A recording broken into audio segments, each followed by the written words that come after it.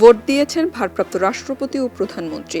দেশের 23তম রাষ্ট্রপতি নির্বাচনে ভোট গ্রহণ চলছে। জাতীয় সংসদ ভবনের সংসদ কক্ষে ভারপ্রাপ্ত রাষ্ট্রপতি ও জাতীয় সংসদের স্পিকার হাফিজউদ্দিন আহমেদের পক্ষে ভারপ্রাপ্ত স্পিকার ব্যারিস্টার কায়সার কামাল এবং প্রধানমন্ত্রী ও সংসদ নেতা তারেক রহমানের ভোট প্রদানের মধ্য দিয়ে ভোট গ্রহণ কার্যক্রম শুরু হয়। পরে বিএনপির রাষ্ট্রপতি প্রার্থী মির্জা ফখরুল ইসলাম আলমগীরও ভোট দেন। এর আগে আজ বৃহস্পতিবার দুপুর 2টার পর ভোটের আনুষ্ঠানিকতা শুরু হয়। রাষ্ট্রপতি নির্বাচন পরিচালনা করছেন প্রধান নির্বাচন কমিশনার এএমএম নাসিরউদ্দিন। তাকে সহায়তার জন্য নির্বাচন কমিশন 20 জন কর্মকর্তাকে সহায়ক কর্মকর্তা হিসেবে নিয়োগ দিয়েছে। সংসদ ভবনের সংসদ কক্ষেই সরকারি ও বিরোধী দলের সংসদ সদস্যরা রাষ্ট্রপতি নির্বাচনে ভোট দিচ্ছেন।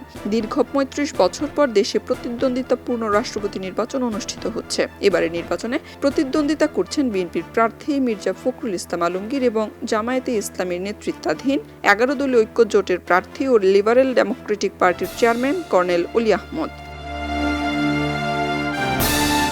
রাষ্ট্রপতি নির্বাচনে ভোটার হিসেবে সংসদ সদস্যদের ভোটাধিকার রয়েছে। তবে অসুস্থতার কারণে বিএনপির সংসদ সদস্য মির্জা আব্বাস ভোট দিতে পারছেন না বলে জানিয়েছেন চিফ হুইপ নুরুল ইসলাম। তিনি জানান, মির্জা আব্বাস অসুস্থতার কারণে সংসদে আসতে পারবেন না বলে প্রধানমন্ত্রীকে জানিয়েছেন। এদিকে রাষ্ট্রপতি নির্বাচন নিয়ে বিরোধী দলের অভিযোগের কোনো যৌক্তিকতা নেই বলে মন্তব্য করেছেন জাতীয় সংসদের চিফ হুইপ নুরুল ইসলাম।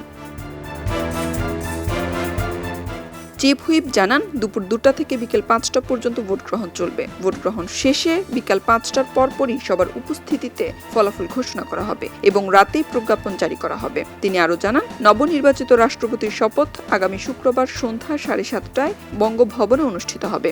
সংবিধানের 85 সংশোধনীর পর স্পিকার রাষ্ট্রপতিকে শপথ পড়ান। বর্তমানে ডেপুটি স্পিকার ভারপ্রাপ্ত স্পিকার হিসেবে দায়িত্ব পালন করায় ব্যারিস্টার কায়সার কামালই নবনির্বাচিত রাষ্ট্রপতিকে শপথ পড়াবেন। খবরের কাগজ, নিখাত, নির্ভীক, নিরপেক্ষ।